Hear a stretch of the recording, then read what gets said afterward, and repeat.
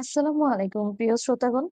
আমাদের voice of Smitha চ্যানেলের নিত্য নতুন গল্প পেতে এবং শুনতে আমাদের চ্যানেলটিকে সাবস্ক্রাইব করে এবং বেল আইকনে প্রেস করে পাশেই থাকুন। ধন্যবাদ সবাইকে।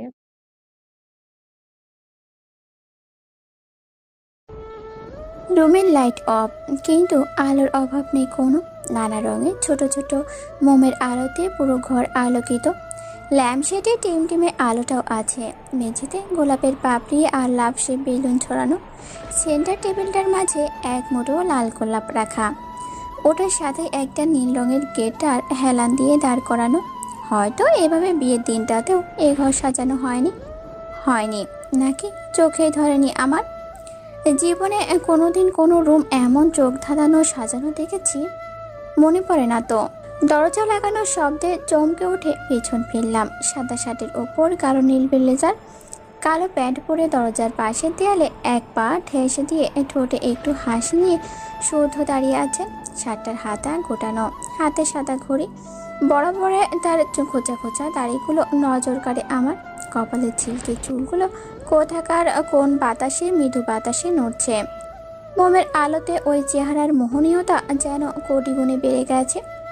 কিছুক্ষণ আটকে দাঁড়িয়েছিলাম, শুধু সোজা হয়ে দাঁড়ালেন। শিউরে উঠে পেছন ফিরলাম। ব্যালকনির থাই গ্লাস কিঞ্চিত খোলা, তার পাশে সাদা আর নীল রঙা পর্দাগুলো উড়ছে। ওটুকু ফাঁক দিয়েই ঠান্ডা বাতাস আসছে। রুম থেকে বাইরে বিদ্যুৎ চমকানোর আলোর ঝলকানি চোখে পড়ল। বৃষ্টি বৃষ্টি হবে আজও। হঠাৎই ডান হাতে আলতো স্পর্শ, এই স্পর্শ চিরচেনা আমার। শুধু তার দিকে ঘোরালেন আমাকে। এতক্ষণ চোখ মেলে সবটা দেখলেও আর পাচ্ছি না তাকিয়ে থাকতে। চোখ নামিয়ে নিলাম। আজ লজ্জার রং বুঝি নীল। আর চোখে পাশে তাকালাম, নীল গিটার। চোখ সরিয়ে অন্য পাশে তাকালাম, নীল পর্দা। মেঝের দিকে তাকালাম, ছড়িয়ে থাকা নীল গাউন। আর কোথায় যাব আমি? কোথায় আটকাবো এই চোখ? খিচে বন্ধ করে নেওয়াই একমাত্র উপায়। করলামও তাই। কিন্তু 2 মিনিট আগে দেখা পৃথিবীর সবচেয়ে সুদর্শন পুরুষটার মুখচ্ছবিও চোখের সামনে ভেসে উঠল আবারও। শুদ্ধ, গায়ে সেই নীল রঙের ব্লেজার। চোখ খুললাম না। শুদ্ধ সে হাত বুকে ধরলেন, তার ধীর আওয়াজে বললেন, আজও শ্যামা পাখির বর্ণনা আমি দেব, শুনবি না শিয়া? মনে হচ্ছিল শুধুমাত্র তা শোনার জন্য জীবন আমার। জীবনের সমস্ত সার্থকতা তাতেই। এই জন্যই আয়নায় দেখিনি তাকে। চোখ না খুলেই মাথা নাড়ালাম। শুধু তার আরেক হাতে আমার ঠোঁট স্পর্শ করলেন। ভেতরটা ধক করে উঠল যেন। উনি ঠোঁটে লেগে থাকা লিপস্টিক মুছিয়ে দিলেন অতি সন্তর্পণে। এবার অন্য হাতে ধরলেন উনি। কেঁপে উঠলাম। সে হাতেই যে জড়ানো ওড়না মুঠো করে ধরে রেখেছি আমি। ভেবেছিলাম লজ্জায় এই শক্ত মুঠো খুলতে পারবো না আমি আজ নিজেও। কিন্তু শুধু ছোঁয়া পেতেই আলগা হয়ে আসলো হাত। দ্রুত পেছন ফিরলাম। আত্মশক্তির বৃথা চেষ্টা। শুদ্ধর এই স্পর্শনে শরীরে আমার। উল্টো দিকে ফিরে চোখ মেলেছি। একটু পরেই পিঠ থেকে গেল শুদ্ধর বুকে। এগিয়েছেন উনি। মাথায় হাত দিয়ে খুলে দিলেন উঁচুতে করা খোপাটা। ঈষৎ কোঁকড়ানো কোমর অবধি চুলগুলো কয়েকটা সামনে এসে পড়তেই মনে পড়ল সে তো তার শ্যামা পাখিকে খোলা চুলেই বেশি ভালোবাসে। শুধু আমাকে না ধরে পেছন থেকে এই চুলে নাক ডুবিয়ে ঘোর লাগা কণ্ঠে বললেন, শ্যামা পাখি, জানিস আজকের এই মুহূর্তগুলো আমার কাছে কি? আজকে তুই আমার কাছে কি? ঠিক 29 ঘন্টা আগে, কাল যখন তুই আমাকে ভালোবেসে বলেছিস, মনটা আরও বেশি উতলা হয়ে উঠেছে, আরও বেশি ব্যাকুল হয়ে উঠেছে তোকে কাছে পাওয়ার জন্য। সত্যি বলতে এই জামা সাজ কোনোটাই তোর সৌন্দর্যকে অতটুকু বাড়ায়নি। তুই তো বরাবরই অপরূপা। তোকে উপস্থাপনা করতে তুই নিজেই যথেষ্ট। এগুলো তো উপলক্ষ মাত্র। এগুলো যদি কিছু বাড়িয়ে দিয়েই থাকে তবে সেটা আমার তৃষ্ণা এতগুলো বছরের। আজ নিজেকে আটকানো বড্ড কঠিন হয়ে যাচ্ছে শিয়া, বড্ড কঠিন হয়ে যাচ্ছে। এই চারপাশে তাকিয়ে দেখ, সবটা যেন চেঁচিয়ে বলছে আজ শুদ্ধর শিয়া, শুধুই শুদ্ধর। শুদ্ধর শ্যামা পাখি আজ শুধুই ওর। এক নতুন অনুভূতি আবিষ্কার করলাম। লজ্জা, ভয়, শিহরণের সংমিশ্রণ। ছুটে এসে ব্যালকনির কাছ ঘেঁষে দাঁড়ালাম। তাকাতে পারবো না তার দিকে। বাইরে ঢল নেমেছে, বৃষ্টি শুরু হয়েছে প্রচণ্ড। এই বৃষ্টি তোর ঢলের সাথে এই লজ্জাটাকেও নিয়ে জানা। কিভাবে মানুষটার কাছে যাব আমি? তার কথাতেই যে পাগল প্রায় হয়ে যায়। কিছুটা সময় পরে গিটারের টুংটাং আওয়াজ। ওড়না আরো শক্ত করে ধরে পেছনে ফিরলাম। শুদ্ধ গিটার হাতে নিয়ে দাঁড়িয়ে স্থির দৃষ্টিতে আমার দিকে তাকিয়ে গাইতে লাগলেন। तर पाए मुझे तेरी सभी बातें, एक बार ये दीवानी, झूठा ही सही प्यार तो कर, मैं भूला नहीं हंसी मुलाकातें, बेचैन करके मुझको मुझसे यूं ना फिर नजर, रूठेगा ना मुझसे मेरा साथी आए, वादा कर तेरे बिना मुश्किल है जीना मेरा, मेरा दिल भर जरा जरा बहकता है आज तू मेरा तन बदन, मैं प्यासा हूँ मुझे भर ले अपनी बाहों में, जरा जरा बहकता है आज तू मेरा तन बदन, मैं प्यासा हूँ मुझे भर ले अपनी बाहों में। গান থামিয়ে শুদ্ধ গিটারটা পাশে নামালেন, এক হাতে ধরে মেঝেতে ঠেকিয়ে রেখেছেন ওটা। কাতর স্বরে বললেন, আজ অন্তত তোর নামের রোদ্দুরে পড়তে দিস না শিয়া আমাকে। জাপটে ধরলাম তাকে, চেঁচানো প্রায় আওয়াজেই বললাম, পড়তে দেব না আপনাকে শুদ্ধ, আজ সত্যি আপনার শিয়া, শুধুই আপনার। গিটার ছেড়ে শুদ্ধ দু হাতে জড়িয়ে ধরলেন আমাকে, দুবার জোরে শ্বাস নিলেন উনি। আমাকে জড়িয়ে রেখেই ব্যালকনির দিকে এগোলেন উনি, কানের কাছে ফিসফিসিয়ে বললেন, দেখ শিয়া, বৃষ্টি। আমার জীবনের শ্রেষ্ঠ বর্ষণ আমি কাল দেখে নিয়েছি শুদ্ধ, আমি চাই না, বিশ্বাস করুন, আর চাই না আমার। শুদ্ধ আমার থুতনি ধরে মাথা উঁচিয়ে বললেন, কিন্তু আমার তো চাই শিয়া তোর নামের বর্ষণ। কথাটা বলে উনি আমাকে সামনে ঘুরিয়ে পেছন থেকে জড়িয়ে ধরলেন, তার বুকে পিঠ ঠেকিয়ে গলার কাছে মাথাও ঠেকালাম। বৃষ্টির রিন রিন সুরে তাল মিলিয়ে গেয়ে উঠলেন, यूं ही बरस बरस कली घटा बरसे, हम यार भीग जाए इस चाहत की बारिश में, तेरी खुली खुली लटों को सुलझा दे तू अपनी उंगलियों से, मैं तो हूँ इस ख्वाहिश में, सर्दी की रातों में हम सोए रहे एक चादर में, हम दोनों तन्हा हो ना कोई भी रहे इस घर में। গানের কথার সাথে শুদ্ধ তার আঙুলে চুল পেঁচিয়েছেন আমার গায়ের ওড়না মুঠো থেকে ছাড়িয়ে দুজনকেই জড়িয়ে নিয়েছেন।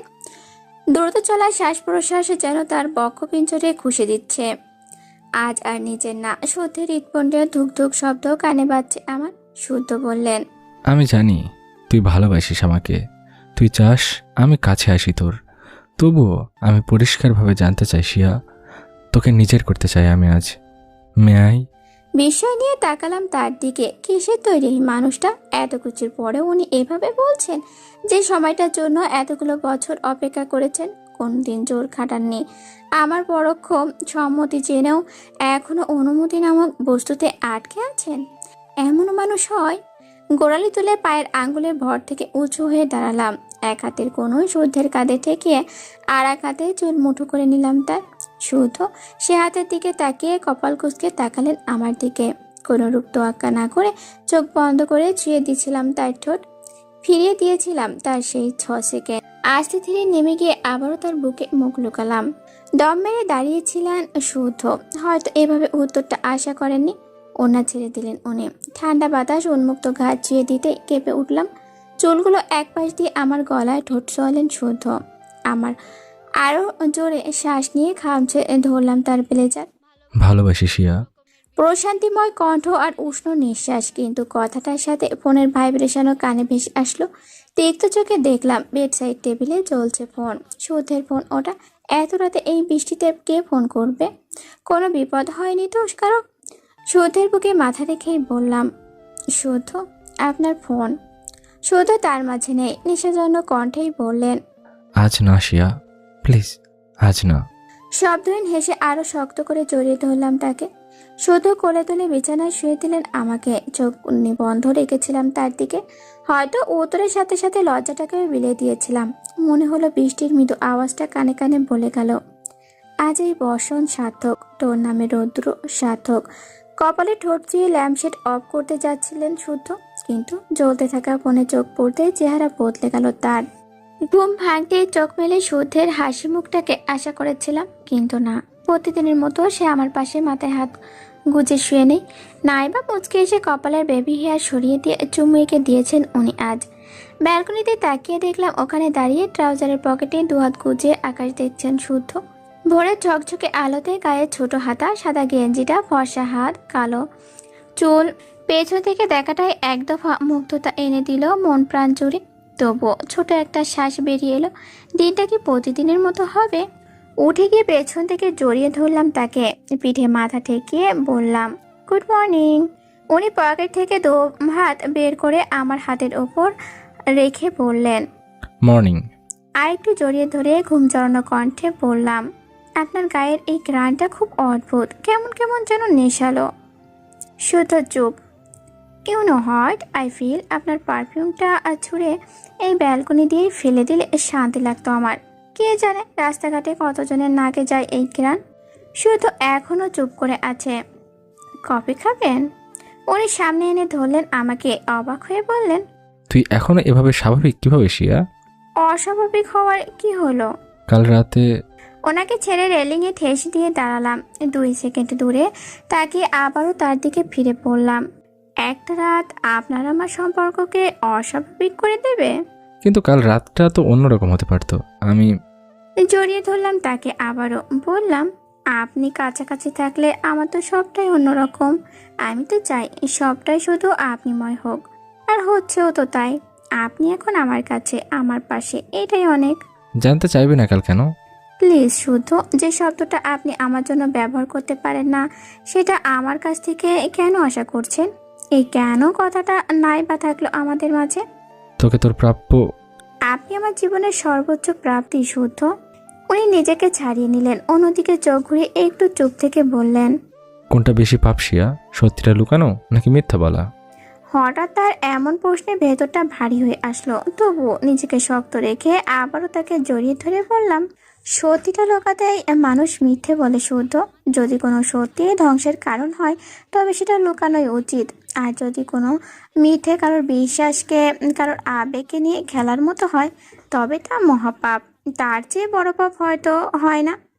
শুদ্ধ এবার শক্ত করে জড়িয়ে ধরলেন আমাকে। কিছুক্ষণ ওভাবে থেকেই বললাম, অফিস যাবেন না? না।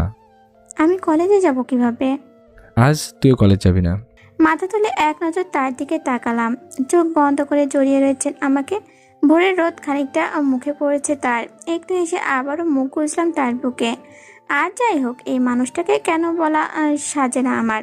না এখন কলেজ যাওয়ার কারণ জানতে, না কাল রাতে একটা ফোন কলে তার আচরণের পরিবর্তন কারণ জানতে। গত রাতে কল আসার পর শুদ্ধ কিছুটা বিরক্তি নিয়ে রিসিভ করেন ওটা। একটু দূরে দাঁড়িয়ে বলেন, হ্যাঁ বলো। ওপাশের কথায় ধীরে ধীরে চেহারা বদলে যেতে লাগলো তার। দাঁতে দাঁত চেপে শেষে ডু ইট বলে ফোনটা ছুঁড়ে মারলেন উনি। পাশে সেন্টার টেবিলে লাথি মেরে 2 হাতে মাথা চুল উল্টে ধরে সোফায় বসে পড়লেন। চুপচাপ সেন্টার টেবিলে থাকা গোলাপগুলোকে মেঝেতে পড়ে থাকতে দেখলাম কিছুক্ষণ। উঠে গিয়ে শুদ্ধর কাঁধে হাত রাখতেই উনি চমকে উঠে ওপরে তাকালেন। কোমর জড়িয়ে ধরে দিশেহারার মতো করে বললেন, বিশ্বাস কর শিয়া, আমার কোনো দোষ নেই। তোর শুদ্ধকে প্লিজ ভুল বুঝিস না। তুই দূরে ঠেলে দিস না প্লিজ। ছেড়ে যাস না আমাকে, সহ্য করতে পারবো না। মরে যাবো আমি, মরেই যাব। এমন কেন করছেন আপনি? আমি আছি তো, এই দেখুন আপনার শিয়া আপনার কাছে আছে। আবারও তোকে হারাতে পারবো না শিয়া, কোনো কিছুর বিনিময়ে না। আর আমি হারাবো না। সবকিছুর বিনিময়েও আপনাকে ছাড়া থাকা অসম্ভব আমার। উনি আরো জোরে জাপটে ধরলেন আমাকে। তাকে এনে বিছানায় শুয়ে দিলাম। বুকের ওপর মাথা রেখে বললাম, কেন এভাবে বলছেন আপনি শুদ্ধ? আমি কখনো আপনাকে ছেড়ে যাব না। আপনি চলে যেতে বললেও যাব না। ঠিক ততক্ষণ আপনার কাছে থাকবো যতক্ষণ অবধি মৃত। শুদ্ধ তার বুক থেকে সরিয়ে ছিটকে বিছানায় ফেলে দিলেন আমাকে। মুখ চেপে ধরলেন আমার। রক্তবর্ণ চোখে তাকিয়ে চেঁচিয়ে বললেন, চুপ, একদম চুপ। মরার কথা আর একবার বললে তোকে মেরে নিজেও মরে যাব বলে রাখলাম শিয়া। তোর জন্য তো বেঁচে আছি আমি। বিশ্বাস কর, তুই ছাড়াই শুদ্ধ আজ কোথায় থাকতো কেউ জানতো না। শেষের কথাগুলো অসহায়ের মতো করে বললেন উনি। ওনার হাত সরিয়ে শান্তভাবে বললাম, আজ এইসব না বললেই নয়। শুদ্ধ স্থিরভাবে সোজা হয়ে শুয়ে পড়লেন, চোখ বন্ধ করে বললেন। তোকে অনেক কথা বলার আছে শিয়া। আবারও তাকে জড়িয়ে ধরে বললাম, থাক, বলতে হবে না। শিয়া, হ্যাঁ, আমি ব্যাখ্যা চাই না আপনার, শুধু ভালোবাসবেন তাতেই হবে। তোর জানতে ইচ্ছা করে না আমার গত 3 বছর এমন বিহেভিয়ারের কারণ? আমি তো 3 বছর আপনার জীবনে ছিলাম না শুদ্ধ। আমি তো এখনকার শুদ্ধকে চিনি, যে পাগলের মতো ভালোবাসে আমাকে। 3 বছর যারা আপনার সাথে ছিল তারাও এখন এই আপনাকে নিয়ে খুশি। তারা যখন আপনার অতীতকে জানতে চায় না, আমি কেন? হ্যাঁ, এই পরিবর্তনের কারণ তুই। তবুও তোর মনে হয় না অতীতের সেই কালো ছায়া আমাদের বর্তমানকে বিষিয়ে দিতে পারে? না, পারবো না। আপনি আছেন তো, আপনার ভালোবাসা আছে তো। আমার জীবন এখন শুধু এই সুবাসের ছেয়ে থাকবে, অতীতের কোনো কালো ছায়া নয়। আপনি তা আসতেই দেবেন না, আমি জানি। দোয়াতে জড়িয়ে বুকের সাথে মিশিয়ে নিলেন শুদ্ধ আমাকে, কপালে ঠোঁট ছিঁয়ে বললেন, হ্যাঁ, কোনো অতীতকে আমি আমাদের মাঝে আসতে দেব না শিয়া, আসতে দেব না। তোকে আম্মু ডাকছে।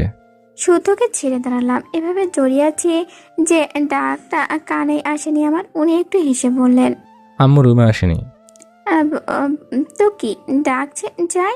চলে আসছিলাম। উনি পেছন থেকে হাত টেনে কাছে নিলেন আমাকে, চুলগুলো কপাল থেকে সরিয়ে দিয়ে বললেন, ডাকেনি, এমনি বলছি। এখনই ডাকবেও না। লাফিয়ে চলে যাওয়ার সময় ভাববি না একটু? ছাড়া পেলেই হয়েছে। ঠোঁট টিপে হাসলাম। উনি পুরো কুচকে বললেন, ওভাবে হাসছিস কেন? কারণ আমার বরমশাই বড্ড চালাক, খালি আমাকে বোকা বানানোর ধান্দা খোঁজে। তবুও লাভ হলো না, এবার সত্যিই আম্মু ডেকেছে। হুম, একদমই না। ইনসু, আম্মুর গলার আওয়াজে শুদ্ধ চমকে উঠলেন। হাত আলগা হতেই সরে দাঁড়িয়ে জোরে হেসে দিলাম আমি। উনি আবারও একটানে কাছে টেনে নিয়ে চুল কানে গুজে দিয়ে বললেন, হাসার সময় এদের সামনে আসার লজিকটা বুঝি না। শ্যামা পাখির এই চুলগুলো বড্ড অবাধ্য, পাগল করে দেয়। এক চিলতে হাসি ফুটলো ঠোঁটে। মাথা নিচু করে বললাম, বেঁধে নিচ্ছি। বেঁধে দিচ্ছি। বিস্ময় নিয়ে তাকালাম তার দিকে। আমি হতভম্ব হয়ে দাঁড়ানো অবস্থাতেই উনি এগিয়ে ড্রেসিং টেবিল থেকে চিরুনি আনলেন, টেনে বিছানায় বসিয়ে দিয়ে নিজেই বেঁধে দিলেন চুলগুলো। আর চোখে তাকিয়ে দেখছিলাম। কাজ শেষে উনি বললেন, চল, হয়ে গেছে, এবার যা। ড্যান ছেড়ে উঠে দাঁড়িয়ে বাইরে বেরিয়ে আসলাম। মাঝে মাঝে লোকটা বড্ড অদ্ভুত, বড্ড অচেনা। 2 দিন কেটে গেছে। শুদ্ধ নিজে অফিসে গিয়েছেন, না আমি কলেজে। লাঞ্চ শেষে রুমে এসে দেখি শুদ্ধ ল্যাপটপে ডুবে আছেন। কেমন যেন দম বন্ধ লাগছে বাসায়। সবই শুদ্ধকে বলতে যাব।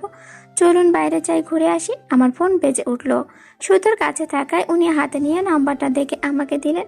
এ দুদিনে তার এই জিনিসটা চোখে পড়েছে আমার। এই ফোন বাজলে উনি কিছুটা হলেও আটকে ওঠেন। কল রিসিভ করলাম।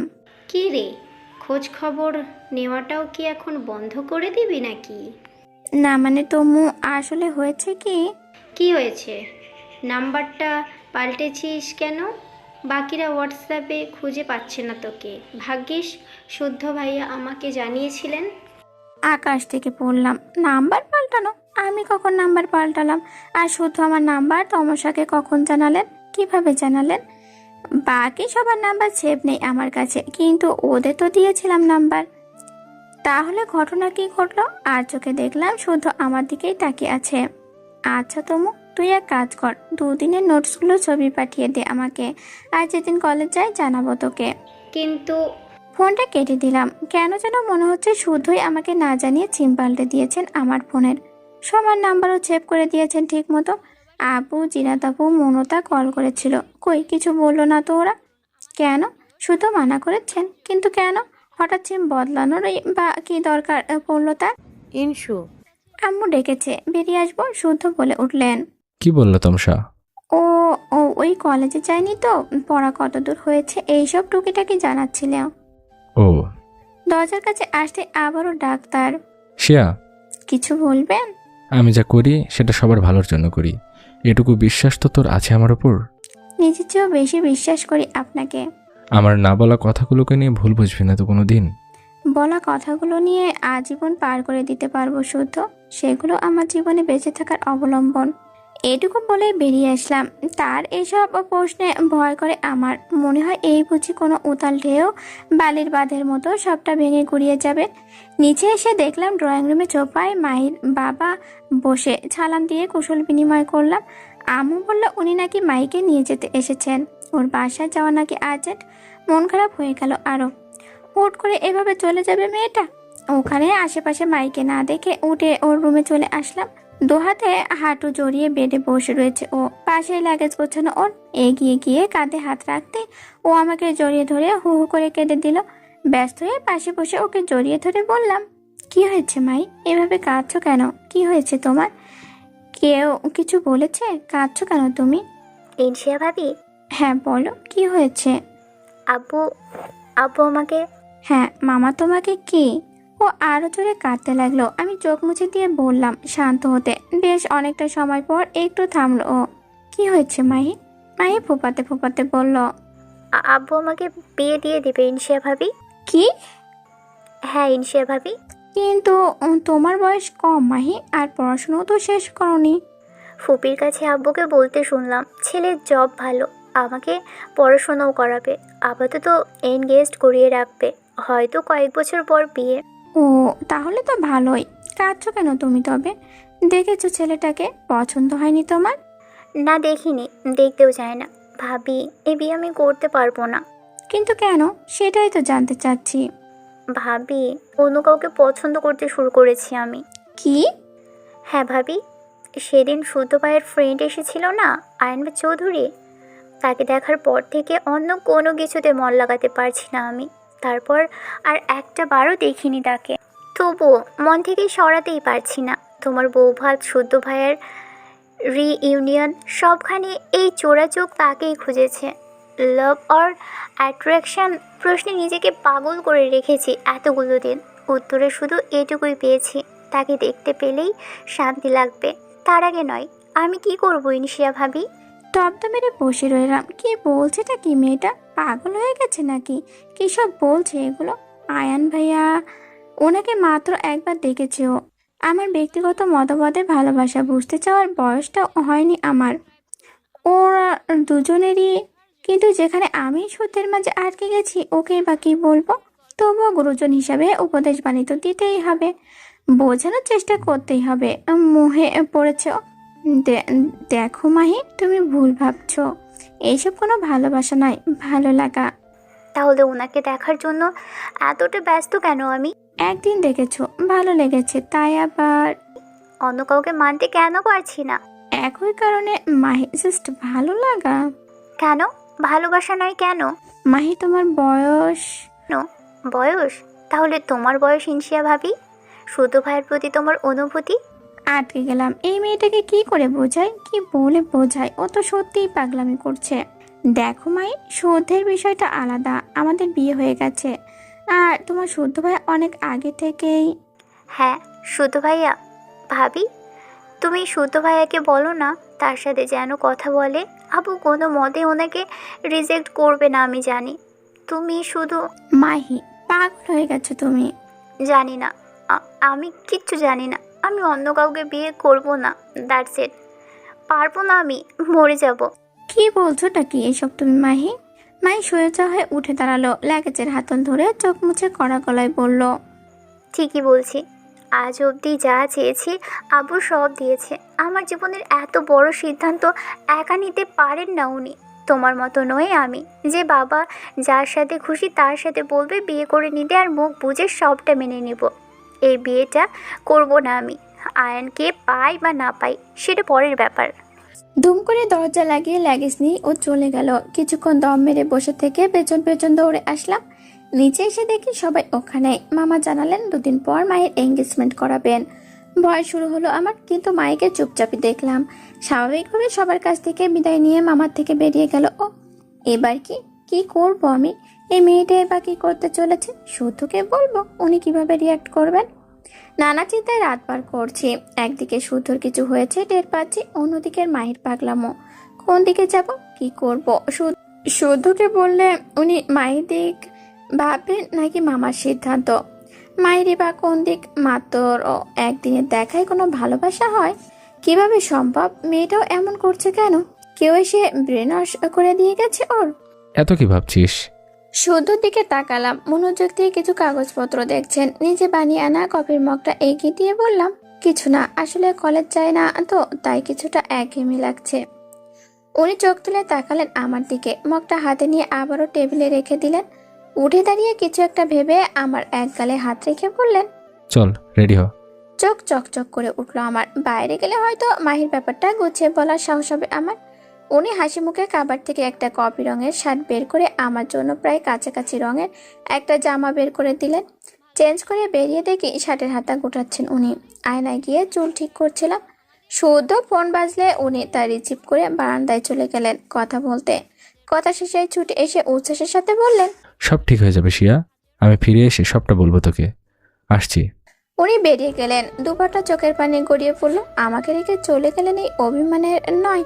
সে রাতের পর আজই তার চেহারায় ওটুকু খুশি ঝিলিক দেখেছি। তাই সবে পড়া কানের দুলটা খুলতে যাচ্ছিলাম, ড্রেসিং টেবিলের সামনেই রাখা ফোনে মেসেজ আসলো। ঠিক তখনই তমসা কোনো আর্জেন্ট মেসেজ কিনা চেক করতে ওপেন করলাম মেসেজটা। আননোন নাম্বার, তাতে লেখা, ইনশিয়া তোমার ভালো চাই, শুধুর কিছু জরুরি বিষয় জানো না তুমি, তবে এটা নিশ্চয় জানো। আর 5টা স্বাভাবিক স্বামীদের মতো নয় ও, ওকে জানা দরকার তোমার, সেগুলোর কারণ জানা দরকার তোমার। এতেই সবার মঙ্গল, নইলে বিপদটাও সবার। যদি চাও সবটা ঠিক হয়ে যাক, আশা করবো নিচের ঠিকানাটায় চলে আসবে। আবারও বলছি, কথাগুলো না জানলে তোমারই ক্ষতি হবে। বিশ্বাসঘাতকতার মতো মৃত্যু যন্ত্রণা করে করে খাবে তোমাকে। সবটা জানতে চাইলে চলে এসো, অপেক্ষায় থাকবো। তোমার শুভাকাঙ্ক্ষী। মেসেজের আগামাথা বুঝিনি, কিন্তু এটা বুঝেছি এই লোক চেনে আমাদের, সবটা জানে। কে আমাকে কি জানাতে চাইছে? হ্যাঁ, হয়তো আছে কিছু আমার অগোচরে, কিন্তু শুধু তো বললেন ফিরে এসে সবটা জানাবেন। তবে তার কাছে কেন জানতে যাব আমি? যাব না, কিন্তু সত্যি কি শুদ্ধ আজ সবটা বলবেন আমাকে? সত্যিটা বলবেন? বলবেন তো? শুদ্ধ একটা রেপিস্ট, তোমার সো কল্ড পর একজন দর্শক। ইনসিয়া, আমার বোনের জীবনটা শেষ করে দিয়েছো। একটা দর্শকের সাথে সংসার করছো তুমি। তোমার হাজবেন্ড ইরহাম আজাদ শুদ্ধ এক। সর্বশক্তিতে জ্বর লাগিয়ে দিলাম আয়ানের গালে। রাগে চোখ দিয়ে পানি পড়তে লাগলো আমার। মানুষ কতটা নিকৃষ্ট হলে নিজের বন্ধুকে নিয়ে তারই বইয়ের কাছে এইসব কথা বলতে পারে? এই মানুষটাকে কি করে বেস্ট ফ্রেন্ড বলেন শুদ্ধ? আয়ান ফুঁসে উঠে দুহাত চেপে ধরলো আমার। লাগে লাল হয়ে গেছে তার চোখ জোড়া। How deer you! আয়ন চৌধুরীর গায়ে হাত তোলার সাহস কি করে হয় তোমার? What do you think of yourself? একদম চেঁচাবেন না। লজ্জা করে না আপনার নিজের বন্ধুকে নিয়ে এইসব কথা বলতে, শুদ্ধকে নিয়ে এইসব কথা বলতে? সত্যি বলতে কিসের লজ্জা? আমি সত্যি এটাই যে। Shut up! আপনার মতো জঘন্য মানুষের কোনো কথা শোনার ইচ্ছে আমার নেই। ছাড়ুন আমাকে, ছাড়ো। তাকে জঘন্য বলছো ইনসিয়া ভাবি? যে সত্যি বলছে তাকে? তবে যে তোমাকে এতগুলো দিন মিথ্যে বলে এসেছে তাকে কি করে বলবে তুমি? শুদ্ধ ভাইয়াকে কি বলবে তুমি? মাহি, ঠিকই বলছি আমি মিথ্যা বলিনি তোমার বরের মতো। আমারই ভুল হয়েছে তোমার কল্পে এখানে আসা। ভাবিনি তুমিও এই খারাপ লোকটার কথা বিশ্বাস করে এইসবে জড়াতে পারো। কাল ওই মেসেজের মতো তোমার কলটাও ইগনোর করা উচিত ছিল আমার। কে জানতো এই মুহূর্তে তোমার সাথে দেখা না করলে সুইসাইড করবে তুমি। এত বড় মিথ্যে বলে আমাকে এইসব কথা শোনানোর জন্য এখানে নিয়ে আসবে তুমি আমাকে। ছি মাহি, ছি! এতটা অধপতন তোমার মাহি! নিজের ভাইকে নিয়ে এইসব বলতে এতটুকু বাঁচলো না তোমার? কি করে এই লোকটার সঙ্গ দিচ্ছ তুমি? এভাবে ব্রেন ওয়াশ করছে এই লোকটা তোমার। আয়ান ঝাড়া মেরে ছেড়ে দিলেন আমাকে। মাহির দিকে অগ্নিদৃষ্টি ছুড়ে কাঁপতে কাঁপতে চলে আসছিলাম। এই মেয়েটা এভাবে আমার জীবনটা নষ্টের জন্য উঠে পড়ে লাগতে পারে ভাবতে পারিনি। কার জন্য? একদিনের পরিচয় হওয়া একজন অচেনা মানুষের জন্য। আর এই আয়ান, এই লোক তো মানুষ বলারও যোগ্য না। সবটা শুদ্ধকে বলবো আমি। তারই অগোচরে তার বলা বেস্ট ফ্রেন্ড তাকে কতটা ঘৃণা কথা বলতে পারে? পথ আগলে দাঁড়ালো মাহি। দুটো কাগজ সামনে ধরে বলল, প্রমাণ আছে আয়নের কাছে। মাহি, চোখ রাঙালে সত্যিটা পাল্টে যাবে না ইনিশিয়া ভাবি। আয়ন সবটা বলেছে আমাকে। এতদিন ও কোনো অফিসিয়াল ট্যুরে ছিল না, শুদ্ধ ভাইয়ে আটকে রেখেছিল ওকে, যাতে ও সত্যিটা তোমাকে জানাতে না পারে। তোমাদের কাউকে বিশ্বাস করি না আমি। আর সত্যি এটা তোমাদের মুখে মানায় না। Do whatever you want, যাচ্ছি আমি। কোথাও যেতে দিব না তোমাকে। সবটা জানতে হবে তোমাকে। বলতে হবে এই কাগজগুলো কি তবে মিথ্যে? সুতো ভাইয়া কেন আয়নকে আটকে রেখেছিল? আয়ন পালানোর পর বেরোতে দেয়নি কেন তোমাকে? নিজেও বাসা থেকে বেরোয়নি কেন? তোমার সিম কেন পাল্টেছে ভাবি? চৌধুরী মেনশন থেকে আয়নের মা উধাও কেন তবে? হসপিটালের 206 নম্বর কেবিনে মুনিয়া নেই কেন এখন? মুনিয়ার এই দশার জন্য তবে কে দেয়? মুনিয়া? হ্যাঁ হ্যাঁ হ্যাঁ, মুনিয়া, আমার বোন মুনিয়া, মেহেজাবিন মুনিয়া। আমার জীবন, আমার পৃথিবী, সদ্য যাকে শেষ করে দিয়েছে। মেহেজাবিন মুনিয়া? হসপিটালের বেডে যাকে অতটা নির্মমভাবে পেয়েছিলাম, সেই মুনিয়া? কতটা বাজে ঘটনা ঘটেছিল ওর সাথে তা ওকে সেদিন দেখে আন্দাজ করা যাচ্ছিল সেই মুনিয়া। চোখ স্থির হয়ে গেল আমার মায়ের হাতে থাকা কাগজের দিকে। মাহি এগিয়ে এসে কাগজটা ধরিয়ে দিল আমার হাতে। বড় বড় ফন্টে মুনিয়া রিফকেস দেখেই হাত পা কাঁপতে লাগলো আমার। ফাইলে চোখ বোলাতেই গণধর্ষণের মূল আসামির নামে সুরদের নামটা চলচল করছে। হাত থেকে পড়ে গেল কাগজটা। কি দেখলাম এটা আমি? এর চেয়ে তো মৃত্যু ভালো ছিল। ধপ করে বসে পড়লাম মেঝেতে। টপ টপ করে পানি পড়ছে চোখ দিয়ে। কি এবার মানছো তো ইনশিয়া ভাবি? আমিও ভাবতে পারিনি শুদ্ধ ভাইয়া এমনটা করতে পারে। কিন্তু কাল যখন আয়ন ফোন করেছিল আমাকে, আজ দেখা করে সবটা বলল, এসব এসব প্রমাণ দেখালো, মানতে বাধ্য হলাম আমি। তুমিও মানতে বাধ্য। শুদ্ধ ভাইয়া ওখান থেকে পালিয়ে কয়দিনে আয়ন এই কাগজগুলো জোগাড় করেছে। নিজের মা বোনকে খুঁজেছে। শুদ্ধ ভাইয়া ওদের জীবনটাকে শেষ করে দিয়েছে। শুদ্ধ ভাইয়াই মুনিয়াকে। শুদ্ধকে ভাইয়া ডাকার কোনো অধিকার তোর নেই মাহি। গলার আওয়াজ শুনে শ্বাস থেমে গেল আমার। অতি কষ্টে ঘাড় ঘুরিয়ে দরজায় তাকালাম। শুদ্ধ হাত মুঠো করে দাঁড়িয়ে আছেন উনি। পিছনে কালো পোশাকে আরো 7-8 জন। সত্য? তুই? শুদ্ধ এক পলক আয়নের দিকে তাকিয়ে আমার দিকে এগোলেন। আমার চোখ দিয়ে এখনো পানি পড়ছে, মাথা ফাঁকা ফাঁকা লাগছে। শুদ্ধ আমাকে ধরে তুলে পাশের এক চেয়ারে বসিয়ে দিলেন, চোখ মুছিয়ে দিয়ে বললেন, কাঁদিস না শিয়া, আয়ান ছুঁয়েছে তোকে তাই না? ওর হাত আজ আমি। কথা শেষ না করে শুদ্ধ পিছনে ফিরলেন। আমার চোখ মেঝেতে পড়ে থাকা কাগজেই। ততক্ষণে আয়ানকে 3 জন মিলে ধরে রেখেছে। শুদ্ধ এগিয়ে গিয়ে সোজা কলার তোলেন আয়ানের, চেঁচিয়ে বললেন, আর কত ক্ষতি করবি তুই আমার? আর কত?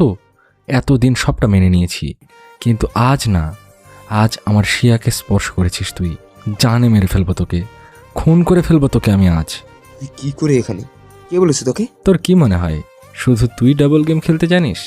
শুদ্ধর পিছন থেকে ওকেই ছুরি মারার প্রস্তুতি নিবি, আর শুদ্ধ শুধু দেখে যাবে সবটা। তার মানে তুই সবটা? হ্যাঁ, সবটাই আমি জানি। তোকেও জানাবো বলে একটু সময় নিয়েছিলাম। হ্যাঁ, ঠিক ধরেছিস তুই। তোকেই আমি আটকে রেখেছিলাম এতদিন। ভেবেছিলাম হয়তো শুধরে দিতে পারবো তোকে, কিন্তু তুই তার যোগ্য নোস। আজ সেটা আবারও প্রমাণ করে দিয়েছিস তুই। আজ শিয়ার দিকে হাত বাড়িয়েছিস তুই। তোর হাত আজ থাকবে না আয়ান, তোর হাত আজ থাকবে না। শুদ্ধ ভাইয়া। শুদ্ধ তীক্ষ্ণ চোখে তাকালেন মাহির দিকে। সোজা এসে চল লাগিয়ে দিলেন ওর গালে। মাহি ঠাল সামলাতে না পেরে মেঝেতে পড়ে গেল। উনি হাঁটু গেড়ে মাহির সামনে বসে বললেন, নিজের বোনের মতো দেখতাম তোকে, আজ তুইও এমন করলি আমার সাথে। অবশ্য শুদ্ধর নিজের বলতে কিছুই নেই। শুদ্ধ ভাই। ডোন্ট ইউ ডেয়ার, খবরদার ভাইয়া বলে ডাকবি না আমাকে তুই। তোর মুখে আমার নামটাও শুনতে চাই না আমি। সজীব, ওকে নিয়ে যাও এখান থেকে। শুদ্ধ উঠে দাঁড়ালেন। একজন লোক এসে টানতে লাগলো মাহিকে। শুদ্ধর এইরূপ সহ্য হলো না আমার। উঠে দাঁড়িয়ে দৌড়ে গেলাম মাহির কাছে। ওকে ধরে রাখা ব্যক্তিটির হাত ছাড়িয়ে নিয়ে বললাম, খবরদার, কেউ ছবে না মাহিকে। শুদ্ধ বিস্ময় নিয়ে তাকিয়ে আছেন আমার দিকে। একটু স্বাভাবিক হয়ে বললেন, শিয়া, আচ্ছা শোন, তুই। কিচ্ছু শুনতে চাই না আমি আর। আপনার কাছ থেকে তো এক বর্ণও শুনতে চাই না আমি।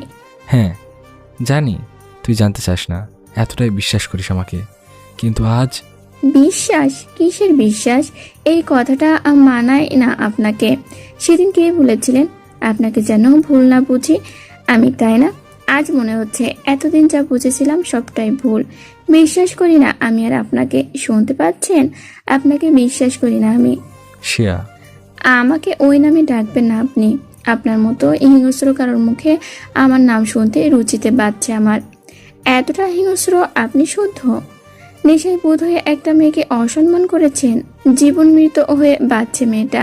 একজন তার বোনের জন্য জাস্টিস চাইবে, সে সুযোগটা যাতে না পায় এজন্য তাকে আটকে রেখেছিলেন। আপনার সত্যিটা বলেছে বলে নিজের বোনকে গুন্ডাদের দিয়ে সরিয়ে দিচ্ছেন। আর কতটা নিচে নামবেন আপনি? এসব কি বলছিসটা কি তুই? ঠিক বলছি, আপনি যা করেছেন তার জন্য শাস্তিপ্রাপ্য আপনার। মুনিয়ার অপরাধী আপনি। ছি, এতটা নিচে আপনি শুদ্ধ, এতটা জঘন্য আপনি। আপনার মতো কাউকে কি করে ভালোবাসলাম আমি? না, ভালোবাসি না আমি আপনাকে, বাসি না এই হিংস্র মানুষটাকে। ঘৃণা করি আপনাকে, শুদ্ধ ঘৃণা করি। শুদ্ধ হাত মুঠো করে দাঁড়িয়ে আছেন, কপালের রগগুলো ফুটে উঠেছে তার। তুই এসব মন থেকে বলিস নিশিয়া, তুই ভালোবাসিস আমাকে। ভালোবাসা? আপনি বোঝেন ভালোবাসা কি? তবে মুনিয়ার আজ এই দশা কেন? কোথায় কোথায় রেখেছেন মুনিয়ার তার মাকে? বলুন, উত্তর দিন। আজ বলতে হবে আপনাকে। আপনার মতো একজন নিকৃষ্ট কাউকে শুধু ঘৃণা করা যায়, ভালোবাসা নয়। ভালোবাসি না আপনাকে আমি, ঘৃণা করি। I just hate you. আপনি শুধু একজন ঘৃণার যোগ্য মানুষ। ভালোবাসি না আপনাকে, ভালোবাসি না। শুধু নুয়ে গেলেন অনেকটাই। নিজ দিকে তাকিয়ে এক পা দুপা করে পেঁচোচ্ছেন। টাল সামলাতে না পেরে পাশে রাখা আর একটা চেয়ার ধরে দাঁড়িয়ে গেলেন অসহায়ের মতো। চারপাশে চোখ বুলিয়ে আস্তে ধীরে আবারও পিছিয়ে দেয়ালে পিঠ ঠেকিয়ে বসে পড়লেন উনি। এক হাঁটু ভাঁজ করে তার ওপর হাত রেখে ছড়িয়ে রাখা পায়ের দিকে এক দৃষ্টিতে তাকিয়ে আছেন। শরীর কাঁপছে আমার। মুনিয়ার কথা মনে পড়তে আবারও চেঁচিয়ে বললাম, বলুন কোথায় রেখেছেন ওকে? নাকি মেয়েটাকে মেরেই? অনেক হয়েছে ম্যাম, এবার থামুন। শুদ্ধর পাশ থেকে একজন মুখোশ খুলে ফেললেন তার। আয়ান বিস্ময় নিয়ে বলল, অশোক, তুমি? হ্যাঁ, আমি মিস্টার চৌধুরী। তার মানে তুমি সবটা অশোককে? হ্যাঁ, এই দেবতুল্য মানুষটাকে আপনার পাগলামের সমস্ত খবর আমিই দিতাম মিস্টার চৌধুরী। ইনফ্যাক্ট ইনি আমাকে পাঠিয়েছিল আপনার বাসায়। শুদ্ধ ঠান্ডা গলায় বললেন, অশোক, ওসব থাক। কেন থাকবে স্যার, কেন থাকবে বলতে পারেন? আজ পর্যন্ত কেউ বোঝেনি আপনাকে। ম্যামকে ভেবেছিলাম সে হয়তো ম্যাম। আজ আপনার বিশ্বাস এতটা ঠকনো পড়ল যে একটা কেস ফাইল দেখেই স্যারকে অবিশ্বাস করলেন। এই আপনার ভালোবাসা? আপনার ছাড় তার কাজেই আমার বিশ্বাস হারিয়েছে। সে যদি... থামুন আপনি। অশোক, ওর সাথে ওই গলায় কথা বলবে না তুমি। আয়ানকে নিয়ে চলো এখান থেকে। সরি স্যার, আজ আমি চুপ থাকতে পারবো না। আজ আমি বলবো সবটা বলবো। কি বলবে তুমি? কি বিশ্বাসঘাতক? আমার কাছে, আমার থেকে আমার চিরশত্রুর কাছে সব খবর পাঠিয়েছো তুমি। আজ বুঝতে পারছি, ডায়েরিটা ফাইলের সাথে তুমি পাল্টিয়েছিল, আর আমাকে কিডন্যাপও তুমিই করেছো। সেদিন মনে করতে না পারলেও এখন বুঝছি, ওই মুখোশধারী লোকটা তুমিই ছিলে। হ্যাঁ, আমিই ছিলাম। আমি ডুপ্লিকেট চাবি বানিয়ে আপনার গাড়ির ব্যাক সিটে ছিলাম সেদিন।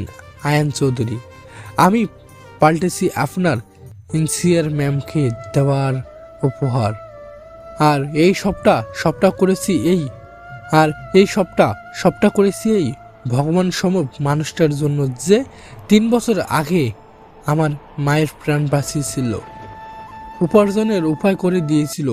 আর তার বিনিময়ে আমি যখন তাকে কিছু দিতে চাইলাম, সে কি চেয়েছিল জানো? আমার অসুস্থ বন্ধু আয়নের পাশে ছায়া হয়ে থাকতেই হবে তোমাকে অশোক। শুধু ওভাবেই বসে তার দৃষ্টি মাটিতে স্থির। আমি শ্বাস আটকে দাঁড়িয়ে আছি মাইকে ধরে। অসুস্থ? কে অসুস্থ? এটা বলো অশোক। তুমি জানো মন কোথায়? বলো কোথায় রেখেছে ওকে শুদ্ধ? আমার মাকেও চৌধুরী হাউস থেকে সরিয়ে দিয়েছে তো। বলো কোথায় ওরা? মাকে যদি এতটাই ভালোবাসতি তবে নিজেকে এত বাজেভাবে তৈরি করতি না আয়ান। আজ তোর এইসব কাজের জন্য বেঁচে থেকেও মরে যেতে হতো না আমাকে। দরজায় সাদা কাপড় পরে দাঁড়ানো মধ্যবয়স্ক এক মহিলা আয়ান চেঁচিয়ে বললেন, আম্মু তুমি? খবরদার, আম্মু বলবি না আমাকে তুই। মরে গেছে তোর আম্মু, আমিও জানবো। আয়ান নামের কোনো ছেলে নেই আমার। যদি কেউ থেকে থাকে তবে সেটা শুদ্ধ। তুই কেউ হোস না আমার, কেউ না। আন্টিকে এখানে কেন এনেছো অশোক? ম্যাম নিজেই আসতে চেয়েছিলেন। আজ আপনার অবাধ্য আমরা স্যার। অশোক সোজা আয়নের কাছে এগিয়ে গিয়ে একটা কাগজ ধরলেন। আয়ন চোখ বড় বড় করে ওটার দিকে তাকিয়ে ব্যস্ত হয়ে বললেন, এটা মুনের হ্যান্ডরাইটিং। লোকগুলো আয়ানকে ছেড়ে দিলে সে কাগজটা পড়তে লাগলো। পড়া শেষে বিস্ময় নিয়ে তাকালো শুদ্ধের দিকে। অশোক বললেন, হ্যাঁ, এটা আপনার বোন মুনিয়ার লেখা। 3 বছর আগে মুনিয়ার সাথে হওয়া ঘটনার শুদ্ধ স্যার দায়ী ছিলেন না, তার স্বীকারোক্তি। এটা কি করে সম্ভব? আজ 4 দিন হলো মুনিয়া ওর হাত নাড়াতে পারছে। আজ ওর থাইল্যান্ড অপারেশনও হয়েছে। হয়তো কিছুদিন পর থেকে কথা বলতে পারবে ও। আর এই সবটা হয়েছে শুদ্ধ স্যারের জন্য। বিস্ময় নিয়ে তাকালাম শুদ্ধের দিকে। সে লোকটা যেন পাথর হয়ে গেছে। একধানে মেঝের দিকে তাকিয়ে অশোক আবারও বললেন, 3 বছর আগে সে রাতে আপনার মনকে শুদ্ধ স্যার অসম্মান করতে নয়, বাঁচাতে গিয়েছিল মিস্টার চৌধুরী। পিছন থেকে একজন মাথায় আঘাত করায় শেষ রক্ষা করতে পারেনি উনি। ওরাই স্যারের ফোন আর গাড়ি নিয়ে যায়। আর যেগুলো প্রমাণ ভেবে আপনি স্যারকে দোষী সাব্যস্ত করে নিয়েছিলেন, রাগটা আপনার এতটাই বেশি ছিল যে মুনিয়ার বলা ওরা শব্দটাকেও ভুলে যান আপনি।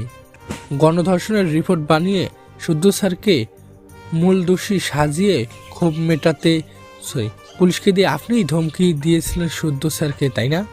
শুদ্ধ স্যার বরাবরই আপনাকে বেস্ট ফ্রেন্ড ভাবতেন, তাই সে রাতের কথা আপনাকে বলতে চেয়েছিলেন। কিন্তু ঠিক তখনই আপনার পরিবর্তনগুলো চোখে পড়ে তার। নিজের সমস্যাগুলো তাই আর জানাননি আপনাকে।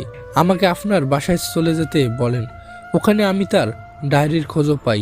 আর এটাও জানতে পারি ইনসিয়া ম্যামকে নিয়েও আকাশ কুসুম ভাবছেন আপনি। ম্যামের বিষয়ে ইচ্ছে করলেই বলিনি শুদ্ধ স্যারকে। হয়তো তখন বললেই ওনাদের জীবন থেকে এই আয়ান নামক অভিশাপটা থাকতো না। ডায়েরির কথা শুনে স্যার বলেছিল যদি আয়ান ওই ডায়েরি পড়ে স্তব্ধ পায় তবে এটা ওখানেই থাক। অনেক চেষ্টা করেছি স্যারের ওপর আপনার রাগের কারণটা জানতে পারিনি। সত্যিটা সামনে আসেন সেদিন, যেদিন আপনি ইনসিয়া ম্যামকে ওইসব উপহার দিতে যাচ্ছিলেন। শুদ্ধ স্যারের অতীত কি বলুন তো? ফাইলগুলো দেখে আমি নিজেই ভয় পেয়ে গিয়েছিলাম। মানুষ কতটা ঘৃণা পুষে রাখলে তার বন্ধুর সাথেই এমনটা করতে পারে, তাই বদলে দিয়েছিলাম ওগুলো। ফাইলগুলো চলে যায় শুদ্ধ স্যারের হাতে। আর উপহারস্বরূপ ইনসিয়া ম্যামকে পাঠিয়েছিলাম শুদ্ধ স্যারের ডায়েরি, যাতে উনি স্যারকে বুঝতে শেখেন। শুদ্ধ স্যার ফাইলগুলো দেখে বুঝতে পারেন সেদিনের মেহজাবিন মুনিয়াই আপনার বোন মুন। বৌভাতের দিন যখন আপনি হসপিটাল গিয়েছিলেন, শুদ্ধ স্যারের কথায় আমি লোকেশন ট্র্যাকার লাগিয়েছিলাম আপনার গাড়িতে। তার আগেও শুদ্ধ স্যারের বারণ থাকা সত্ত্বেও কয়েকবার ফলো করেছিলাম আপনাকে। লাভ হয়নি, কোনোভাবে বুঝতে পারিনি মুনিয়া কোথায় আছে। স্যার সব সময় বলতেন তোমার জন্য যেন আয়ান এতটুকু হাইপার না হয়, তাই নিজেকে শক্ত রেখে চলতাম আপনার সাথে। মুনিয়াকে খুঁজে পাওয়ার পরপরই আপনাকে অপহরণ করানো হয় স্যারের কথাতেই।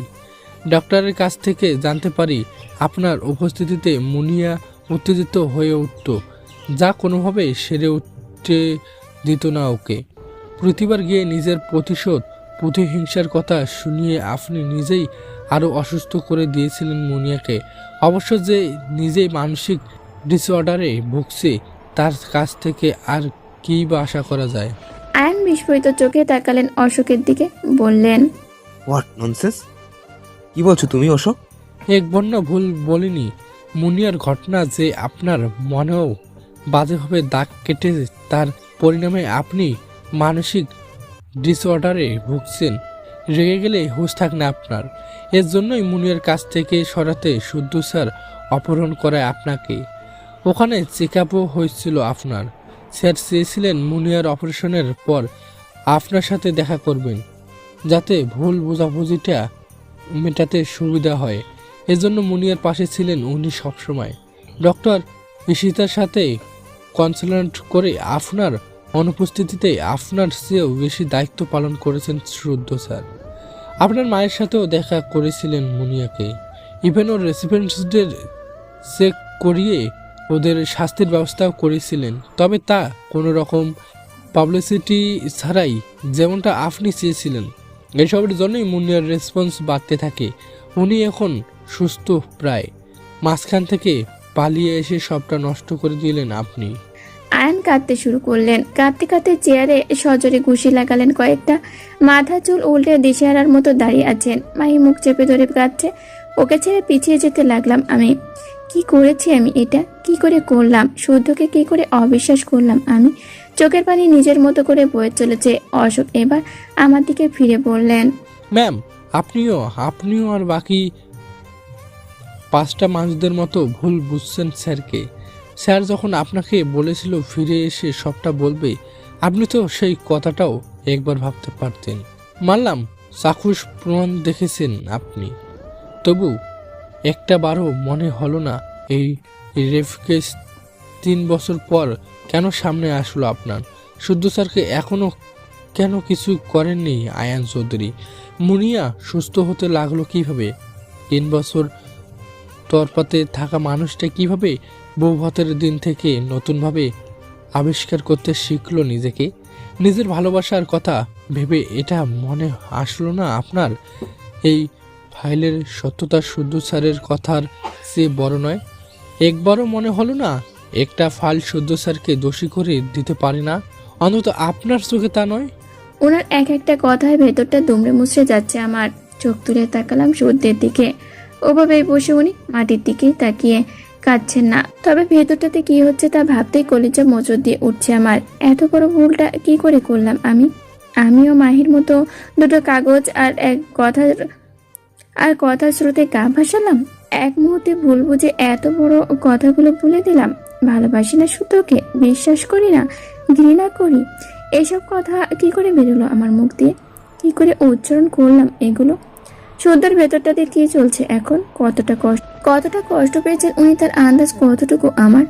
এতবার বলেছিলেন বিশ্বাস করতে, তার সত্ত্বেও যে কথাগুলো বললাম তাতে ক্ষমা করতে পারবেন উনি আমাকে? যা করেছি তা কি ক্ষমার যোগ্য?